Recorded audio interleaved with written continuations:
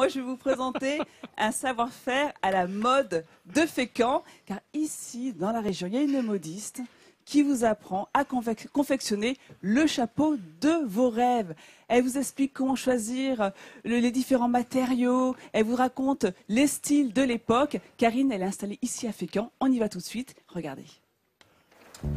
9 h à Fécamp. Hélène, 28 ans, marche d'un pas décidé car ce matin, elle a rendez-vous avec Karine, sa modiste. Bonjour. Bonjour. Vous allez bien? Et vous?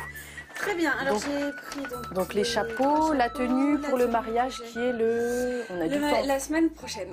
D'accord, voilà, ok. Donc, voilà. Dans quelques jours, Hélène assistera à un mariage et la seule chose qui lui manque, c'est un chapeau. Après avoir enfilé sa tenue pour l'occasion, Hélène va réaliser un double défi. Trouver le chapeau de ses rêves, mais aussi le confectionner. Un mariage avec un couvre-chef fait de ses propres mains, la jeune femme s'y voit déjà. Si j'arrive, je vais pavaner. Oui, c'est mon chapeau. Oui, c'est moi qui l'ai fait. Non, c'est quand même assez classe quand même. Hélène fera-t-elle des jalouses en réalisant son propre chapeau?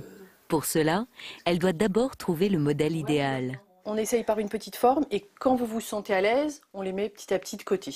Donc l'idée de la couleur, ça n'a aucune importance. L'idée c'est vers quoi on va comme volume, c'est tout. Karine commence doucement en proposant cette petite voilette de couleur rouge.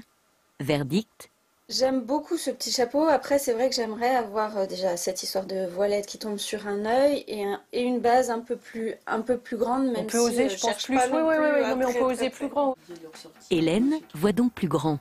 Le turban à fleurs années 50 aura-t-il ses faveurs? Rien n'est moins sûr. Pourquoi pas? Je trouve ça plutôt original.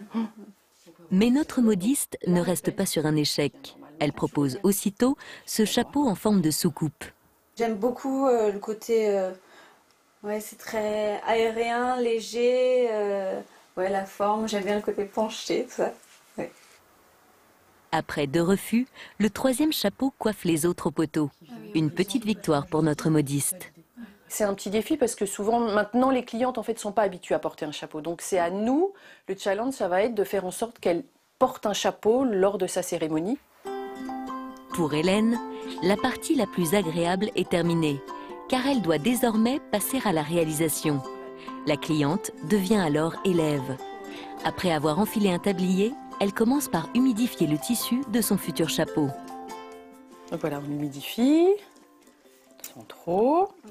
Donc on vérifie, ça c'est l'endroit, puisqu'il y a la cingalette. Donc là, vous prenez la marotte face à vous. D'accord.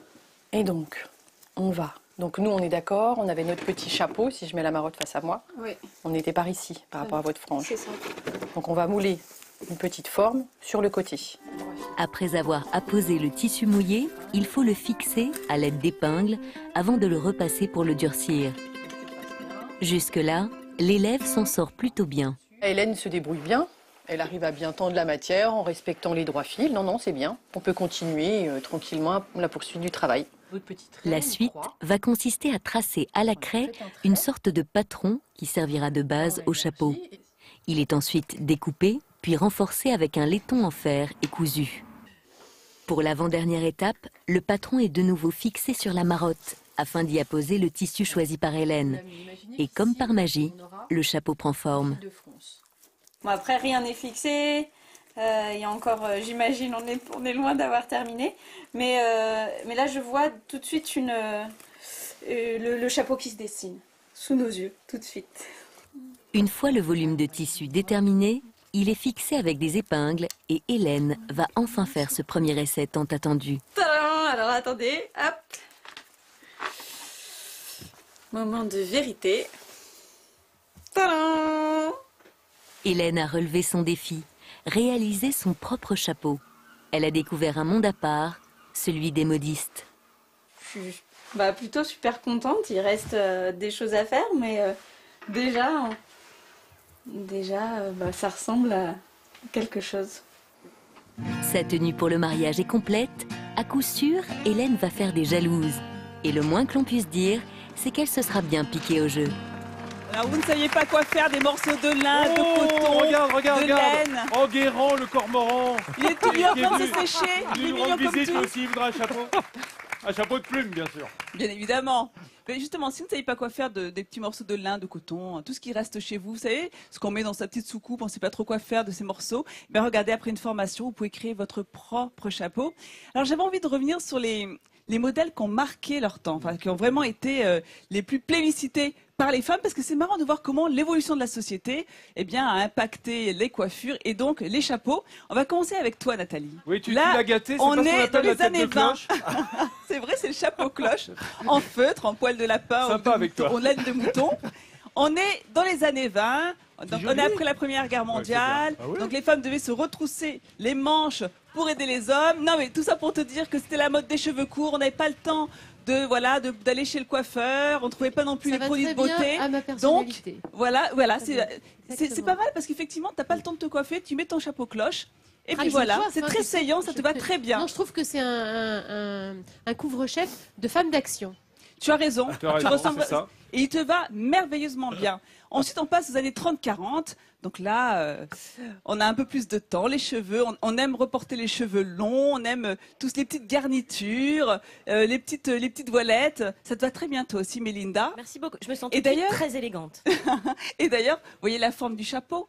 Et bien souvent, elles utilisaient un camembert pour réaliser leur chapeau. Ah, le calot. Oui, le calot, c'est une boîte de camembert. Parfois, on pouvait utiliser un camembert, effectivement, pour s'aider et confectionner son chapeau. Et on salue tous les tyrosémiophiles, les collectionneurs de boîtes de camembert avec les étiquettes. Voilà, ça s'appelle un tyrosémiophile. Nat, attends, je vais demander juste à Sylviane, qui est derrière moi, quel chapeau vous auriez choisi des 3 chapeaux, Sylviane? Celui-là et le vôtre. Vous n'avez pas le mien?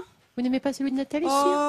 Moyen. Comme tout. Ah là, c'est les années 40. Non, mais c'est vrai, c'est juste après. Le problème, c'est que ça dépend des époques. C'est vrai que là, c'est vrai, on préférait donc utiliser des turbans de façon à pouvoir avoir des modèles assez simples. Mais je trouve ça assez joli, c'est très fleuri. Regardez au niveau de la nuque, c'est très dégagé. Moi, j'aime bien. Donc, je suis assez contente de tous ces chapeaux. Donc l'avantage justement avec notre modiste qui est avec nous en plateau, Karine, c'est que justement, en fonction des modèles que vous aimez, elle peut vous aider à confectionner votre propre chapeau.